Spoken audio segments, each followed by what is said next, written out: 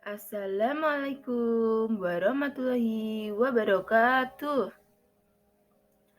Hai Bapak dan Ibu guru hebat, bagaimana kabar kalian? Mudah-mudahan sehat dan bahagia selalu ya. Perkenalkan, nama saya Malita Nurul Astifah.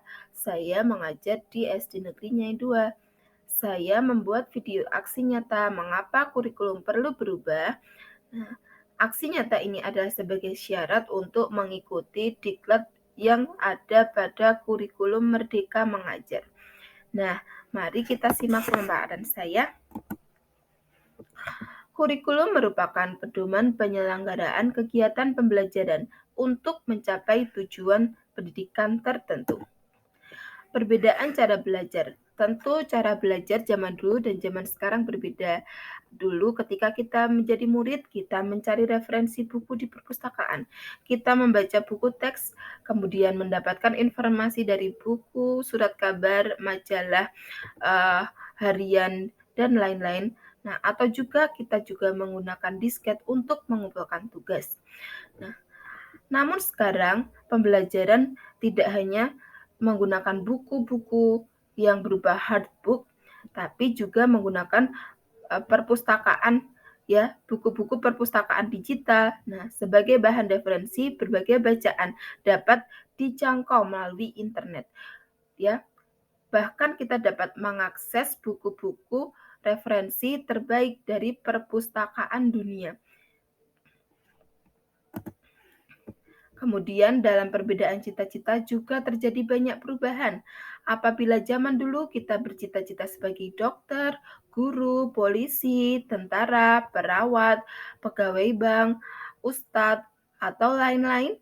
Nah, zaman sekarang cita-cita tersebut masih ada, namun semakin berkembang dengan adanya ilustrator animasi karakter kartun, kemudian ada juga yang bercita-cita menemukan software komputer atau pengembang aplikasi games, programmer, YouTuber, TikToker, dan mungkin ada juga yang bercita-cita sebagai selebgram atau seleb YouTube, seleb TikTok. Nah, itu betapa berubah zaman kita ya. Kemudian yang berikutnya adalah menurut Ki Hajar Dewantara, maksud pendidikan adalah menuntun kekuatan kodrat yang ada agar mereka, putra-putri kita, dapat mencapai keselamatan dan kebahagiaan yang setinggi-tingginya, baik sebagai manusia maupun sebagai anggota masyarakat. Maka demi menuntun kodrat-kodrat murid kita, pembelajaran termasuk kurikulum yang kita selenggarakan juga harus terus menyesuaikan dengan kebutuhan mereka. Sebagai guru, kita harus terus belajar dan terus untuk mengikuti dan memahami tren kehidupan murid kita yang tergolong generasi Z dan generasi Alpha. Pepatah mengatakan, "It takes a village to raise a child." Butuh seluruh desa untuk membesarkan seorang anak. Maksudnya adalah butuh kerjasama dari berbagai pihak seperti orang tua, kemudian keluarga, kemudian lingkungan, sekolah, dan bahkan sampai pelaku-pelaku pendidikan di tingkat kabupaten atau kota, provinsi, dan negara. Itu semua harus saling berkesinambungan. Kemudian kurikulum dirancang untuk murid agar dapat mewujudkan seluruh kompetensi yang diharapkan. Dan dengan kurikulum ini semua pihak harus berkolaborasi. Kurikulum nasional ini harus diadaptasi sesuai dengan lingkungan tempat kita mengajar. Nah, inilah yang disebut KOSP atau Kurikulum Operasional Satuan Pendidikan. Jadi kurikulum nasional itu secara global satu negara ini harus diadaptasi ya. Kalau misalnya diterapkan pada masing-masing daerah belum tentu cocok. Jadi kita harus menyesuaikannya ya. Menyesuaikan ya, diadaptasi menjadi KOSP. Kerangka dasar kurikulum yang sudah ditetapkan. Nah, ini pada dasarnya ya, pada tujuan pendidikan nasional, profil pelajar Pancasila, struktur kurikulum, kemudian prinsip pembelajaran dan asesmen dan capaian pembelajaran.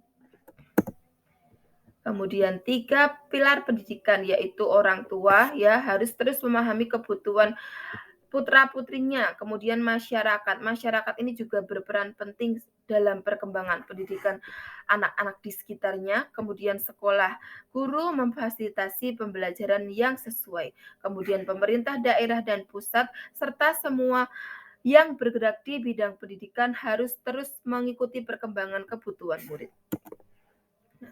Hal-hal yang mempengaruhi kurikulum. Nah, selain kurikulum ini tadi harus berubah ya, serta beradaptasi. Nah, ini beberapa hal yang mempengaruhi kurikulum, yaitu letak geografis, kemudian kondisi sosiologis dan budaya.